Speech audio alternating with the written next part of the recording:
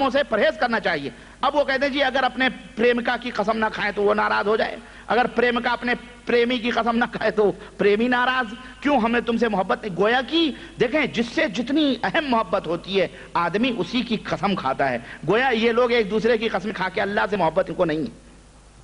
تم بھائی میرے یہ غیروں کی قسم کھانے سے آدمی کو بچنا چاہیے۔ اسی طرح سے مرغ کو گالی دینے سے، مرغا چیخا چلا رہا کوڑو کوں چلا رہا، اب اس کو گالیاں دے رہے ہیں، ہے نا، یہ ایسا چلا رہا ہے، نیند میں ڈسٹرب کر رہا ہے، ایسے بھی جاہل ہوتے ہیں، چل صبح تیروں کو حلال کر دیتے ہیں، بہت چلا رہا ہے۔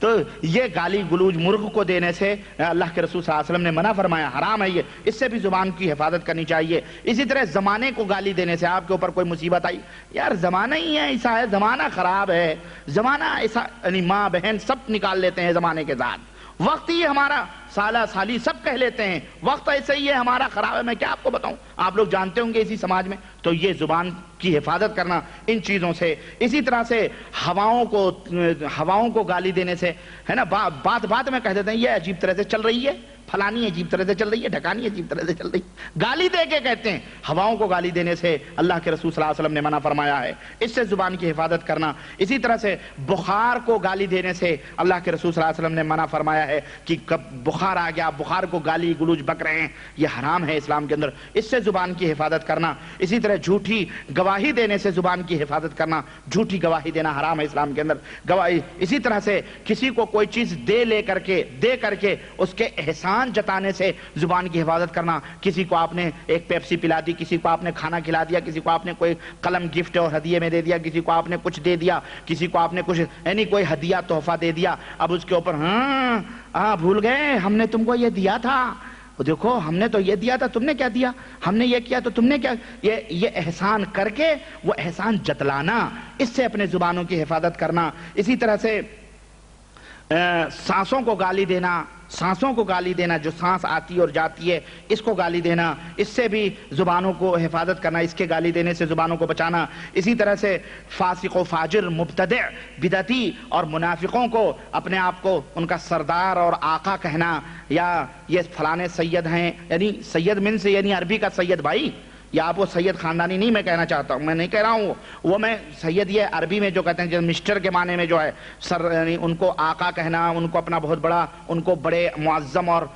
سید کے لقب سے یاد کرنا، یہ حرام ہے اسلام کے اندر، نہیں کہنا چاہیے۔ یعنی کوئی بدعتی ہے، کوئی فاسق و فاجر ہے، کوئی منافق آدمی ہے، اس کو جو اس طرح سے کہنا۔ اسی طرح سے بول اور چال میں ایسا لفظ استعمال کرنا جو مشترک، یعنی جس کو جو مشترک لفظ ہو، جیسے یعنی مشترک اللہ کے لیے بھی ہو اور بندوں کے، جیسے یہ کہنا کہ ما شاء اللہ وانت، جو اللہ چاہے اور آپ چاہیں، جو اللہ چاہے اور آپ چاہیں، اس سے بھی زبان کی حفاظت کرنا، کیوں یہ شرک ہے۔ اللہ کے رسول صلی اللہ علیہ وسلم کے پاس ایک صحابی آئے، انہوں نے کہا ما شاء اللہ وشئت، اے اللہ کے نبی جو آپ چاہیں اور اللہ چاہے، تو اللہ کے رسول صلی اللہ علیہ وسلم نے فرمایا اجعلتنی للہ ندا، کیا تو نے مجھے اللہ کا شریک بنا دیا؟ بھائی یہ کہو کہ جو آپ چاہیں، جو اللہ چاہے پھر آپ چاہیں، تو اور کے بجائے پھر کہو، اور کے بجائے کیا کہو؟ بھائی اللہ دے گا پھر آپ جو دینا چاہیں دے دیں، یہ نہیں کہ اللہ دے گا اور آپ دیں گے، نہیں، اللہ دے پھر آپ دیں، یعنی اور نہیں کہنا چاہیے، اور کیوں، یہ اللہ اور بندوں کے اندر مشترک کا لفظ ہے، اسے بچنا چاہیے۔ اس سے بھی زبان کی حفاظت کرنا بول چال میں۔ اسی طرح سے بارش ہوئی تو بجائے یہ کہنے کے کہ اللہ کے فضل و کرم سے بارش ہوئی، یہ کہنے کے کہ ارے فلانا ستارہ جب فلانے برج میں پہنچا تب بارش ہوئی، فلانے کی وجہ سے بارش ہوئی، فلانے بابا فلانی جگہ پہنچے تو بارش ہوئی، فلانے حضرت، یہ حرام ہے اسلام، اس سے بھی یہ شرک ہے، اس سے بھی زبان کی حفاظت کرنا۔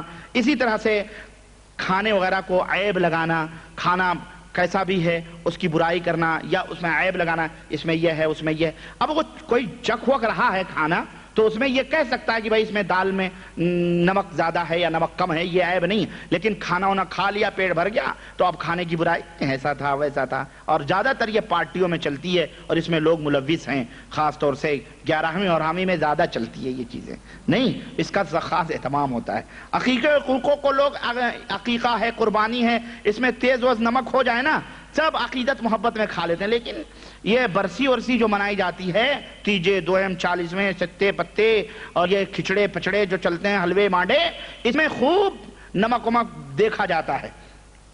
اسی طرح سے 3 آدمی ہیں تو سرگوشی کرنا، 2 کو چھوڑ کر، 1 کو چھوڑ کر 2 آدمی کان میں منہ ڈال کر کے باتیں کریں، تیسرے کو چھوڑ دیں، حرام ہے. اس سے بھی زبان کی حفاظت کرنا.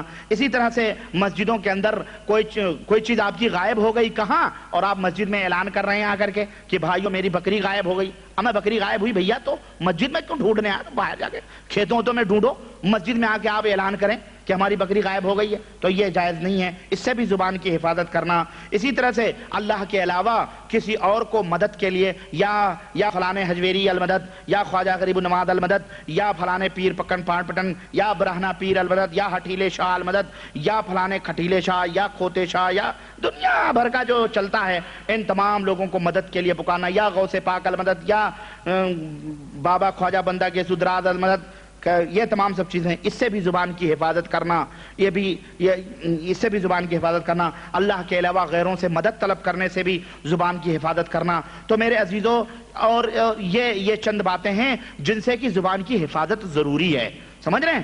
تب اگر اس سے آپ نے اپنے زبان کو محفوظ کر لیا تو انشاءاللہ تبارک و تعالی شیطان آپ کے اوپر راہ نہیں پا سکتا ہے. اور اگر ان میں سے کسی بھی چیز میں آپ داخل ہوئے نا تو پھر گئے پھر کام سے. اگر اللہ کو چھوڑ کے غیروں کو پکارا تو پھر خلاص شیطان اسی کے پیچھے لگا دے گا.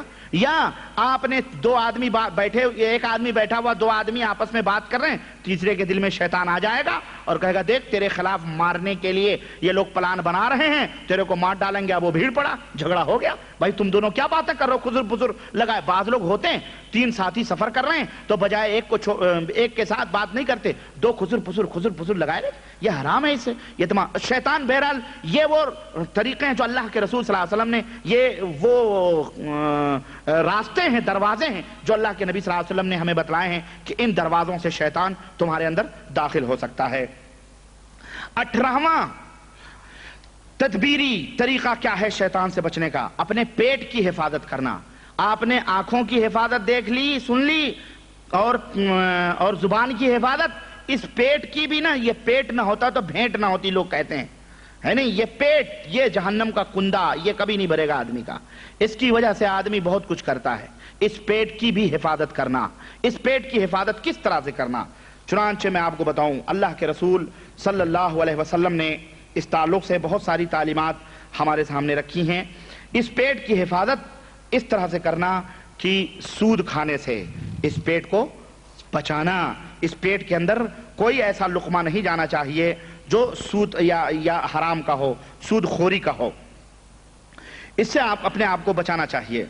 اسی طرح سے اللہ کے رسول سے اللہ تبارک و تعالیٰ نے قرآن کریم میں فرمایا ہے،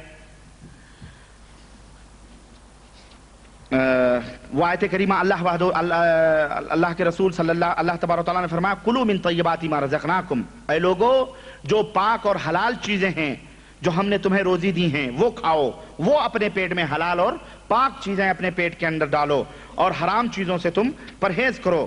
چنانچہ اس تعلق سے میں آپ کو بتاؤں، اللہ کے رسول صلی اللہ علیہ وسلم نے بتلایا، یعنی سود کھانے کے سلسلے میں اللہ کے رسول صلی اللہ علیہ وسلم کی واضح حدیث آتی ہے کہ اللہ کے نبی صلی اللہ علیہ وسلم نے فرمایا، حضرت ابو ہریرہ کی روایت، کہ اجتنبوا السبع الموبقات، کہ اے لوگوں 7 ہلاک کرنے والی چیزوں سے بچو.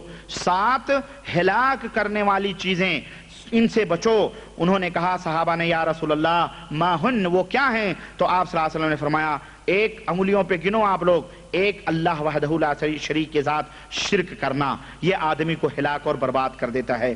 دوسرا، ایسے ہی جان کو قتل کرنا جسے اللہ نے حرام قرار دیا ہے تمہارے لیے، اس کو بے گناہوں کو قتل کرنا یہ. تیسرا،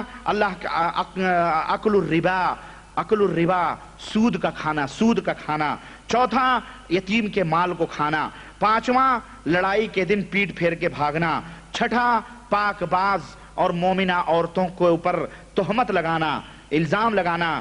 ساتواں جو غافل مومنہ عورتیں ہیں ان سے ان کو جو ہے کیا کہتے ہیں وہ کرنا، ان کے اوپر الزام لگانا۔ تو یہ چیزیں ہیں جن سے کہ آدمی، اور چھٹا یہ جادو کرنے سے بچنا، کیونکہ یہ بھی آدمی کو ہلاک کرنے والی چیزیں ہیں۔ اسی طرح سے عبداللہ ابن مسعود رضی اللہ تعالیٰ عنہ کہتے ہیں کہ لعنا رسول اللہ صلی اللہ علیہ وسلم آکل الربا وموکلہ، رواہ مسلم، کہ آپ صلی اللہ علیہ وسلم نے لعنت بھیجی ہے سود کے کھانے والے پر اور سود کے کھلانے والے پر، دونوں کے اوپر اللہ کے رسول صلی اللہ علیہ وسلم نے لعنت بھیجی ہے۔ حضرت جابر رضی اللہ تعالیٰ عنہ سے مروی ہے کہ لعن رسول اللہ صلی اللہ علیہ وسلم آکل الربا وموکلہ، سود کے کھانے اور کھلانے والے دونوں کے اوپر اللہ کے رسول صلی اللہ علیہ وسلم نے لعنت بھیجی ہے۔ وکاتبہ، اور سود کے کاروبار کو لکھنے والے کے اوپر اللہ کی لعنت، وشاہدیہ، اور سود کے دونوں گواہی دینے والے کے اوپر،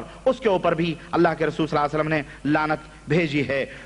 اور حضرت عبداللہ ابن مسعود کی ایک حدیث میں نبی صلی اللہ علیہ وسلم نے فرمایا کہ ما ظہر فی قوم الزنا والربا الا احلوا بانفسہم عذاب اللہ، کہ جس قوم کے اندر سود کا کھانا اور زنا یہ دونوں حلال سمجھے جانے لگیں، ظاہر ہو جائیں کہ لوگ کثرت کے ساتھ سود کھانے لگیں، زنا کرنے لگیں، تو اللہ کے نبی صلی اللہ علیہ وسلم فرماتے ہیں اللہ کا عذاب ان کے انتظار میں ہے، اللہ کا عذاب ان کے انتظار میں ہے۔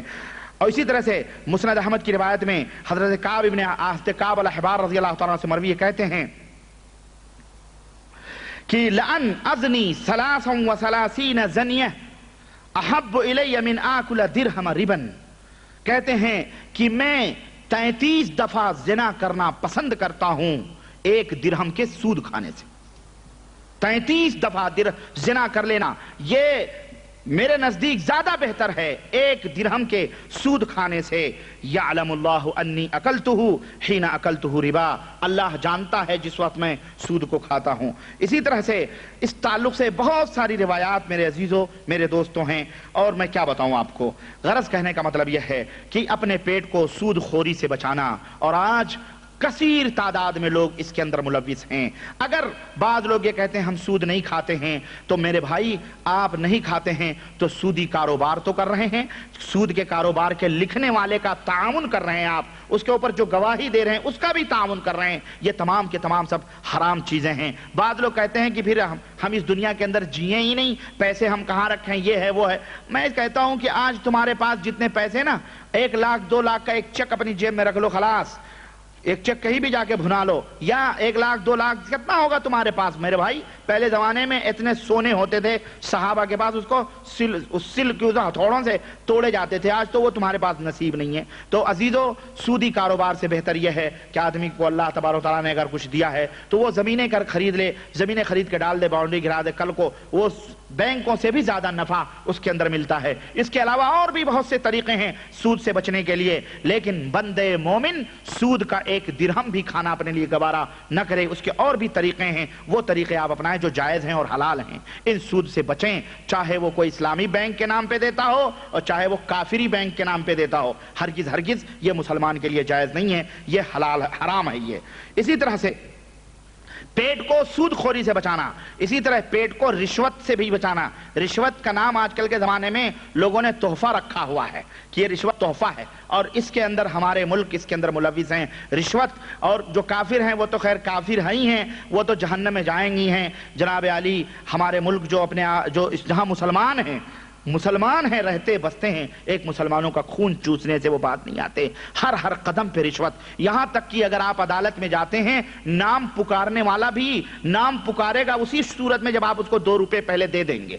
اللہ کی قسم، عدالتوں میں 2 روپے 5 روپے مقرر ہے، وہ ہر پیش ہونے والے آدمی کا جب نام پکارے گا 2 روپے لے گا وہ، یا 5 روپے لے گا۔ اب ایک دن میں اگر ایک جج 100 آدمیوں کو دیکھتا ہے تو 5 روپے کتنے ہو گئے جناب؟ 1000 تو کھڑے اس کا ہو گیا، تنخواہ الگ سے، اور یہ تو ایک شعبہ ہے جس میں اس کو یہ مل رہا ہے۔ اس طرح کے پتہ نہیں کتنے شعبے ہیں۔ تو آج کل لوگ سرکاری محکموں میں اسی لیے گھستے ہیں اور بالخصوص دھاڑ مارتے ہیں ایئرپورٹوں پر، فلانے پر، ڈکانے پر، تاکہ یہاں زیادہ رشوتیں ملتی ہیں، جہاں زیادہ کام ہوتا ہے وہاں زیادہ دھاڑ مارتے ہیں، اور وہی حرام کھا کر کے اپنے پیٹوں کے اندر بھرتے ہیں۔ اللہ کے رسول صلی اللہ علیہ وسلم نے لعن رسول اللہ صلی اللہ علیہ وسلم الراشی والمرتشی، رشوت دینے والے اور رشوت لینے والے دونوں کے اوپر اللہ کے رسول صلی اللہ علیہ وسلم نے لعنت بھیجی ہے. اور آپ نے فرمایا الراشی والمرتشی کلاہما فی النار، آپ صلی اللہ علیہ وسلم نے فرمایا رشوت دینے والا اور رشوت لینے والا یہ دونوں کے دونوں جہنم کے اندر جلیں گے. تو اس پیٹ کو سود سے بچانا، رشوت کھانے سے بچانا، اور تیسرا کتے کی قیمت اور حرام کا حرام، زناکاری اور بدکاری کی قیمت کھانے سے بچانا. ہمارے ہاں بہت سارے کتے